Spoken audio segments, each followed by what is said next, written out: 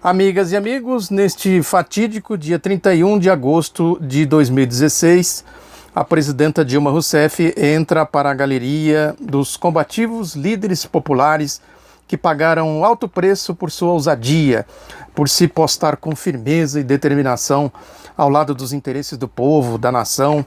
É um ciclo que se fecha, como tantos outros aí na nossa história. Pode-se dizer que esse é um processo de assalto ao poder, né, que se formou ao longo da nossa história, dos nossos primórdios como nação. Nós tivemos vários outros exemplos de líderes que pagaram até com a vida, muitos pagaram com a vida, aí Zumbi dos Palmares, Felipe dos Santos, Tiradentes, Getúlio Vargas, né, por se postar ao lado dos interesses do povo e da nação. Cada um com as suas características. Depois nós tivemos João Goulart, que foi deposto pelos mesmos motivos, o Juscelino Kubitschek, que também foi ameaçado pelos mesmos motivos, o ex-presidente Lula e agora a presidenta Dilma Rousseff. É o lado de cada um, né? É a correlação de força que se forma na nossa sociedade. Portanto, esse ciclo que se fecha, como tantos outros na nossa história, né, é um momento de reflexão, né, de a gente procurar compreender, entender, estudar mais ainda a formação do nosso país, o que é a nossa sociedade, o que é o nosso país, né, que contradições a nossa história encerra, né, e que lições a gente pode tirar de todo o processo histórico. Não adianta a gente ficar apenas neste momento, porque se a gente não compreender, não procurar os fundamentos de tudo o que aconteceu na nossa formação histórica, nas nossas complexidades, a gente certamente não vai compreender na medida exata o que representa esse golpe. Não é à toa que aí nesse processo golpista eles tentaram, a direita, os conservadores, a mídia, né, tentaram aí fazer paralelos, né, com outros processos de impeachment, como o do Collor, do ex-presidente Richard Nixon, sem entrar no mérito da questão, no que é essencial, na essência da coisa, porque é aí que está a compreensão exata do que significa, do que representa esse golpe, do porquê que esse golpe é um golpe.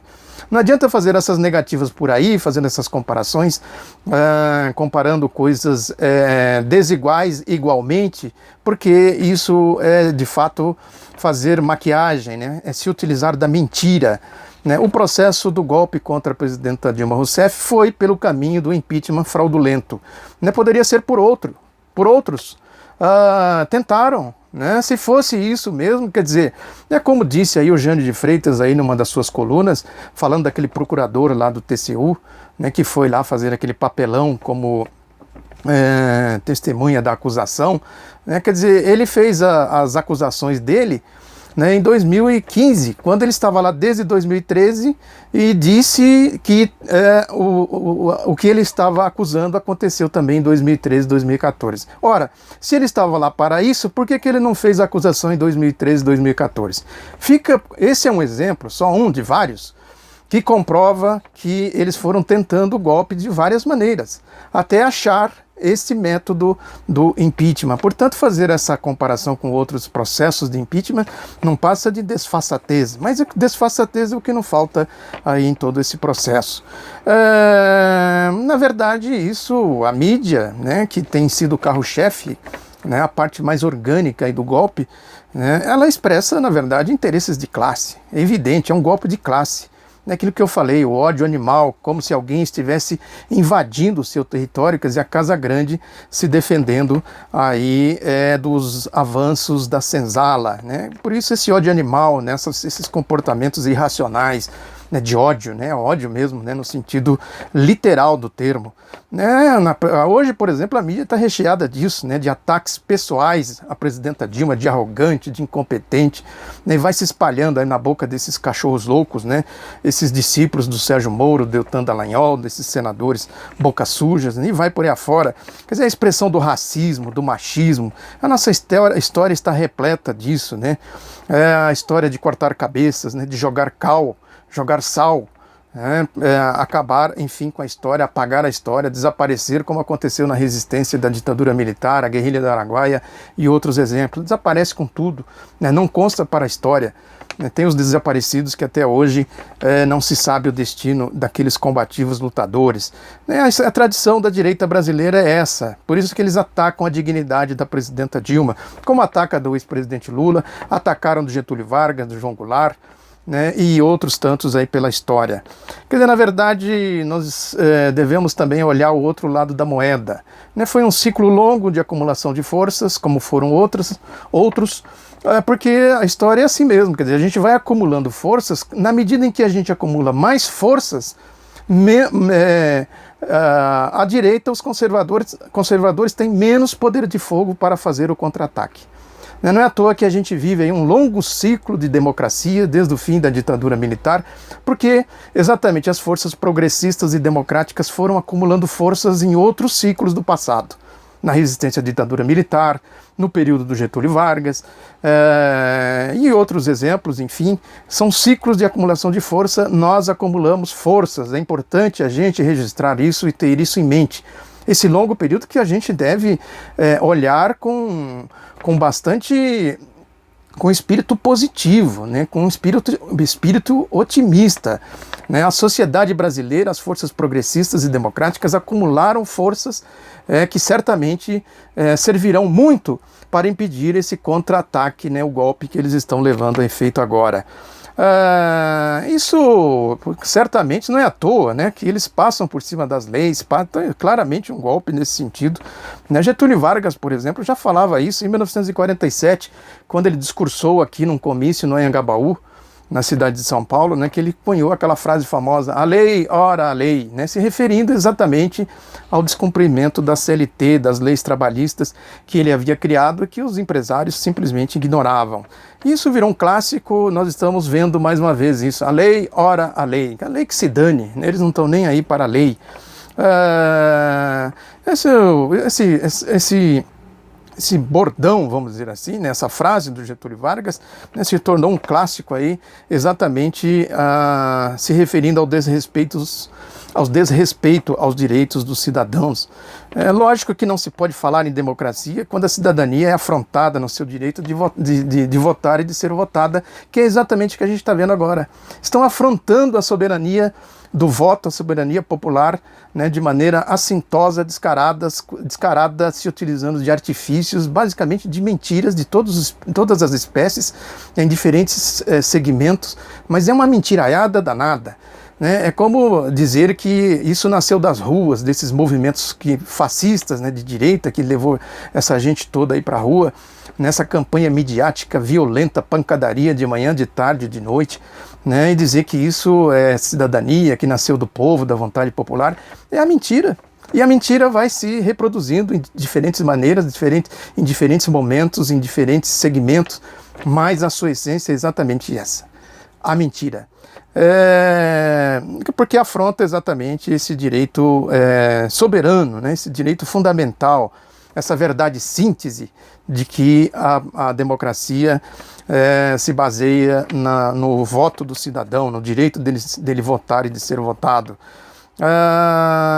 Quer dizer, uma democracia de massas, uma democracia de verdade, né, ela leva em consideração, né, o direito do povo de se organizar em partidos políticos, né, em entidades associativas, quer dizer, respeitar tudo isso. Isso abre canais para a participação popular, que foi exatamente o que foi feito aí nesse ciclo progressista iniciado com a eleição do Lula em 2002. Quer dizer, e tudo isso é antítese das tramas golpistas, né, do assalto ao poder, que é exatamente o que a gente está vendo. Quer dizer, estão assaltando o poder, tirando do povo o seu direito do voto. De mais a mais, é importante também a gente considerar que a tradição republicana é essencialmente progressista, né, porque isso explica muito, né, essa sanha golpista da direita, dos conservadores. Nenhum presidente conservador de direita, né, foi eleito falando claramente o que ele pretendia fazer.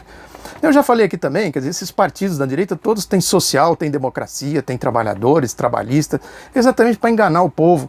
E é assim que eles se comportam, estão se comportando mais uma vez aí nesse processo golpista.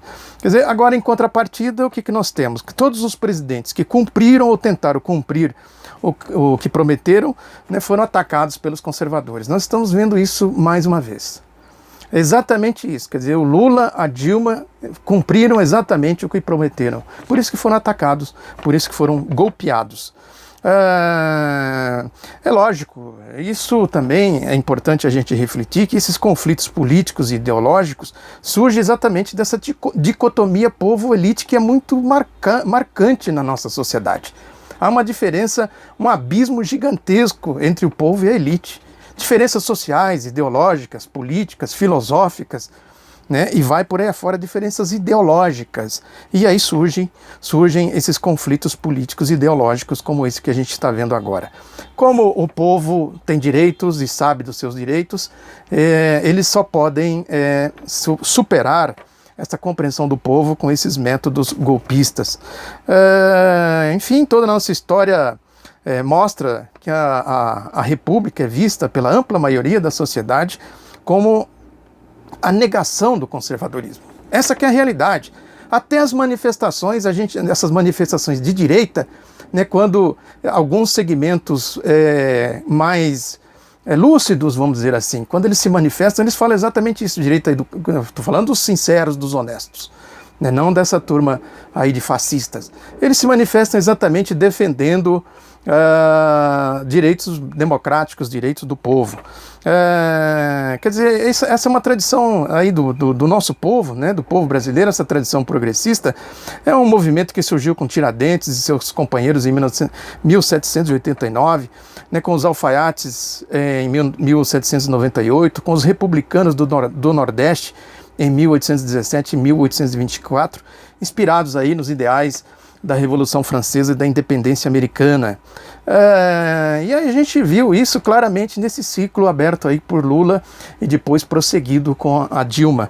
Quer dizer, os altos índices de popularidade dos dois presidentes revelam exatamente isso. Quer dizer, quando, mesmo eles sendo atacados de todas as formas, até a deflagração da marcha golpista em 2013, né, a presidenta Dilma e o ex-presidente Lula gozavam de altíssima popularidade. Quer dizer, isso é um fato inédito na nossa história, né, com toda a pancadaria, né, com todo o que os conservadores, a direita fez, e eles com esse alto índice de popularidade.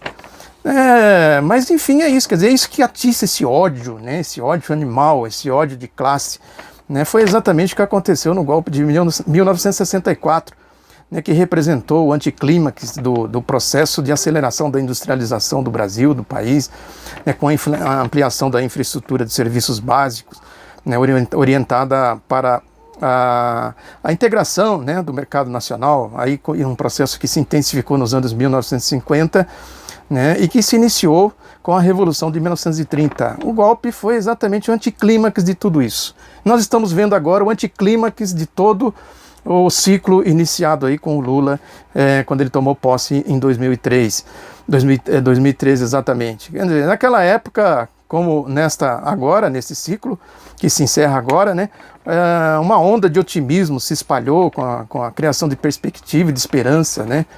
Isso só foi retomado com a chegada do Lula, né, à presidência da República, aquela frase famosa dele, né, de que a esperança venceu o medo.